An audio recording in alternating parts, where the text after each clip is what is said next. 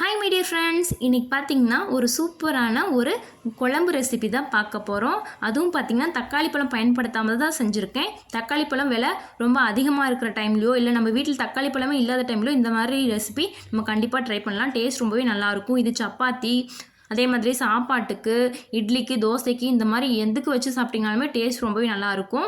வீடியோவை ஸ்கிப் பண்ணாமல் பாருங்கள். வாங்க எப்படி செய்யலான்னு பார்க்கலாம். அதுக்கு அடுப்பில் பாத்திரம் வச்சுட்டு 1 டேபிள் ஸ்பூன் அளவு ஆயில் ஆட் பண்ணிக்கோங்க. ஆயில் ஹீட்டான பிறகு இதிலேயே 1 டேபிள் ஸ்பூன் அளவு கடலைப்பருப்பு, 1 டேபிள் ஸ்பூன் அளவு உளுந்தம்பருப்பு ஆட் பண்ணி வறுத்துக்கலாம். இது கொஞ்சம் கலர் நல்லா சேஞ்ச் ஆகி வந்த பிறகு இதிலேயே 1 டேபிள் ஸ்பூன் அளவு சீரகம், 1/2 டேபிள் ஸ்பூன் அளவு சோம்பு, 1 டேபிள் ஸ்பூன் அளவு மிளகு, சின்னதாக 3 கிராம்பு, சின்னதாக 2 பட்டை இதெல்லாம் ஆட் பண்ணிக்கலாம். ஆட் பண்ணி இதையும் வறுத்துக்கலாம். இதுவும் கொஞ்சம் கலர் சேஞ்ச் ஆகி வந்த பிறகு ஒரு 4 பல் பூண்டை குட்டி குட்டியாக கட் பண்ணிவிட்டு ஆட் பண்ணிக்கலாம். அதுலேயே ஒரு பச்சை மிளகாய், கொஞ்சமாக இஞ்சி ஆட் பண்ணிக்கலாம். இதையும் நல்லா வறுத்துக்கலாம். இதுலேயே கொஞ்சமாக பார்த்திங்கன்னா கருவேப்பிலை தலையும் ஆட் பண்ணிக்கோங்க. இதுலேயே தேங்காய் கொஞ்சமாக ஆட் பண்ணிக்கலாம். இது நம்ம மிக்ஸி ஜாரில் போட்டு அரைக்க தான் போகிறோம். ஸோ அதனால் சின்ன சின்ன பீசஸாக கட் பண்ணி ஆட் பண்ணியிருக்கேன். நீங்கள் தேங்காய் துருவல் கூட ஆட் பண்ணிக்கலாம். அடுப்பை ஆஃப் பண்ணிவிட்டு லாஸ்ட்டாக பார்த்திங்கன்னா கொஞ்சமாக கசகசா ஆட் பண்ணிக்கலாம். உங்கள்கிட்ட இருந்தால் ஆட் பண்ணுங்கள், இல்லைன்னா ஸ்கிப் பண்ணிக்கோங்க. இது ஃபுல்லாக ஆற வச்சிடலாம். ஆற வச்ச பிறகு இது மிக்ஸி ஜாரில் போட்டு அரைச்சி எடுத்துக்கலாம். மிக்ஸி ஜாரில் ஆட் பண்ண பிறகு இதுலேயே கொஞ்சமாக பார்த்திங்கன்னா கடலை ஆட் பண்ணிக்கலாம். நமக்கு குழம்பு அப்போ தான் கொஞ்சம் நல்லா கெட்டியாக வரும். அதுக்காக கொஞ்சமாக மட்டும் கடலை ஆட் பண்ணிக்கோங்க. இதுலேயே 1 டேபிள் ஸ்பூன் அளவு சாம்பார் தூள் ஆட் பண்ணிக்கலாம், வீட்டிலே ரெடி பண்ணது. இதை ஆட் பண்ணி நல்லா அரைச்சி எடுத்துக்கலாம். கொஞ்சமாக தண்ணி ஊற்றி நல்லா பார்த்திங்கன்னா நைஸாக அரைச்சி எடுத்துக்கோங்க. இப்போ இந்த குழம்பு ரெசிபிக்கு பார்த்திங்கன்னா நம்ம புளி தேவைப்படும். ஸோ அதனால் புளி இந்தளவுக்கு ஊற வச்சுருக்கேன். இந்தளவுக்கு நல்லா அரைச்சி எடுத்துக்கோங்க.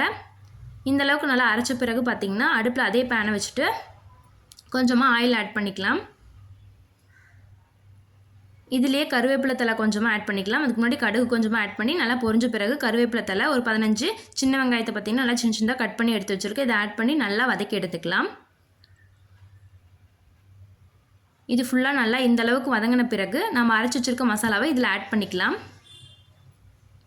ஆட் பண்ணிவிட்டு அதே மிக்ஸி ஜார்லேயே பார்த்திங்கன்னா தண்ணி ஆட் பண்ணி நல்லா கழுவி ஊற்றிக்கோங்க. அதுலேயே ஏன்னா நமக்கு மிக்ஸி ஜார்லேயே பாதி மசாலா ஒட்டியிருக்கும். ஸோ அதனால் கழுவி கொஞ்சமாக ஊற்றிக்கோங்க.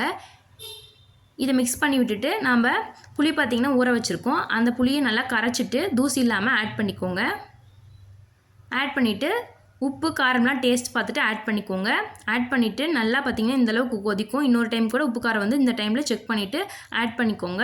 இது நல்லா கொதிச்சுட்டு அடுப்பு பார்த்திங்கன்னா அதாவது கொஞ்சம் அடுப்பு ஃபுல்லாகவே வச்சுக்கோங்க. அதே மாதிரி மூடி போட்டு வச்சுட்டு ஃபுல் ஃப்ளேமில் வச்சுட்டு இடையில மிக்ஸ் பண்ணிகிட்டே இருந்திங்கன்னா நமக்கு சீக்கிரமாகவே பார்த்திங்கன்னா குழம்பு வந்து நமக்கு கெட்டியாகிரும். இந்தளவுக்கு வந்த பிறகு நீங்கள் அடுப்பு ஆஃப் பண்ணிடலாம்.